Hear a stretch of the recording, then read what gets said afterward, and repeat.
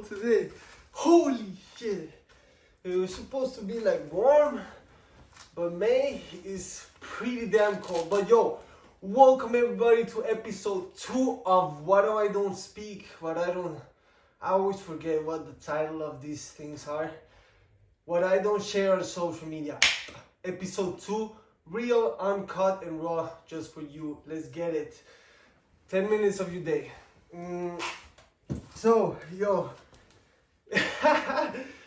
this week, actually one thing I want to share, to getting straight to it, is something I felt this week. And I recently created a small community of creators where we discuss, everything that we're struggling and, just helping each other, become better creators. And it's actually so cool to just kind of have a group of people.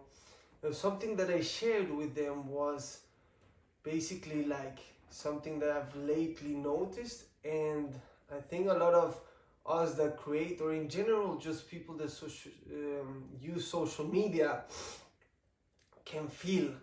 And there's this sense of comparison, right?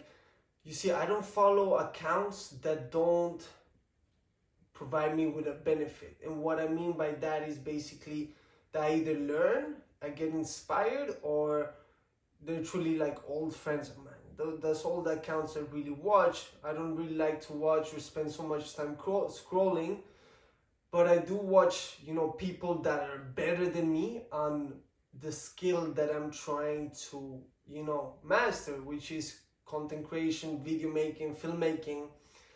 And so often when I would go there and get inspired, I would often also feel bad about my own journey, because I would often get this thought about, damn, you should be creating content like that too. You should be delivering that quality too. You should be able to tell stories like that too. And it just kind of made me freeze and made me feel unstuck and uninspired, because, instead of grabbing inspiration, I am doing that, but I'm also making myself less worth because I am not able to create like that yet, right? And sort of putting myself pressure, I should already know how to do this, I should already, all these I shoulds, and it was so overwhelming that I was catch yourself. Again, where is this coming from? You went there to get inspiration, and now you came out feeling shit about yourself. And the whole point, what I want to share here, is what I realized and how I dealt with this was to understand my need, which is my need of really mastering my skill and being able to communicate in the highest quality, but also allowing myself to know that it is a constant progress. And even them that I'm comparing myself to, they aren't in their end destination either. And so I won't ever be, because it's always a process, it's always a mastery, it doesn't end at a certain point. And understanding that even if I could create content like that, there probably would be someone that would be even better than me, that then I would want to go and create content like that. So it's a falling spiral if I keep myself entertained with these stories and thoughts. So instead I decided to create a new rule. And what I call new rule is basically a new way of thinking. When this thought comes, what is your rule to them? Is your rule to put pressure? That's my old rule.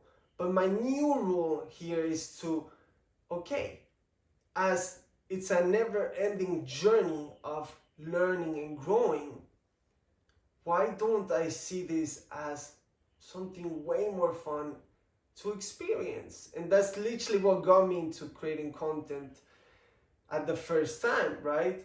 And so what I started to do instead is take that inspiration and just see how can I use it in my own way, in my own unique way. Because even if I try to copy exactly what others are doing, perhaps that wouldn't even feel good to me, because I have a different style, I have a different message, I am a different person, I have different thoughts, I live a different lifestyle. So go and experiment this, actually. Like, go and copy something that someone else has done and tell me if it feels great. You might feel great, but then go and do something that you take from inspiration from a movie or something, mix it all together and create your own thing. And see how you feel then. Because at least whenever I've copied in the past something that really got my attention, I was able to do, that felt great for some moment. But long term, and I'm speaking long term because I see a lot of us falling short to like the quick success. But I'm speaking long term because that's where you're gonna find meaning and fulfillment in doing things that now are able to build you, focusing on that withinness of creation, of creativity. And then we're all creating from our inspirations, but we have a unique style, a unique way. And sometimes as creators, we're always comparing, and sometimes it's like, you know, in the movies when someone tells the character, like, I wish you could see yourself with my eyes.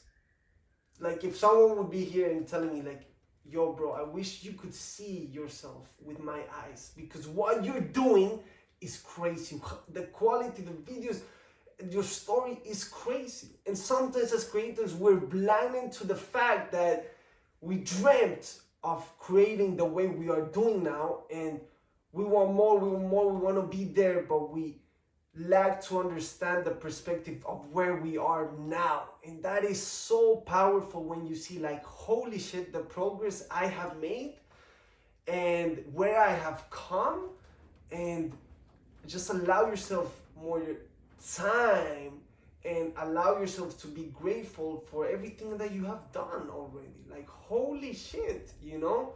And I think in this way you can keep your relationship with creating whatever you do in a healthy way, and the relationship with yourself in a healthy way.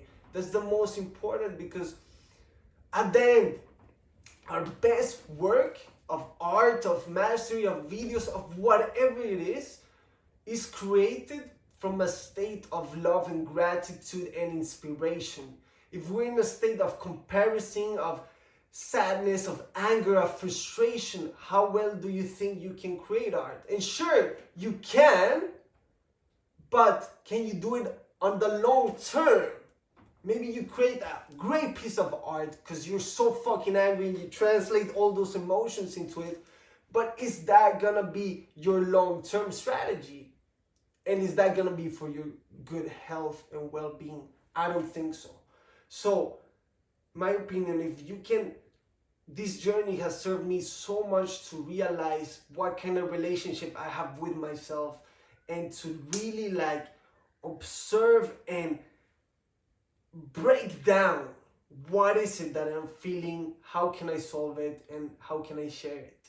And so that's what I'm doing here for you guys. Thank you so much for listening to this quick episode, and it's pure of value. And thank you. Namaste. Share, like, subscribe. That would mean so much for me as a small creator, hopefully big one day. But I hope this message can touch you, and the best you could do is just like or give down a comment below. That would mean so much to me. So thank you guys so much, and I love you. Hit it with it.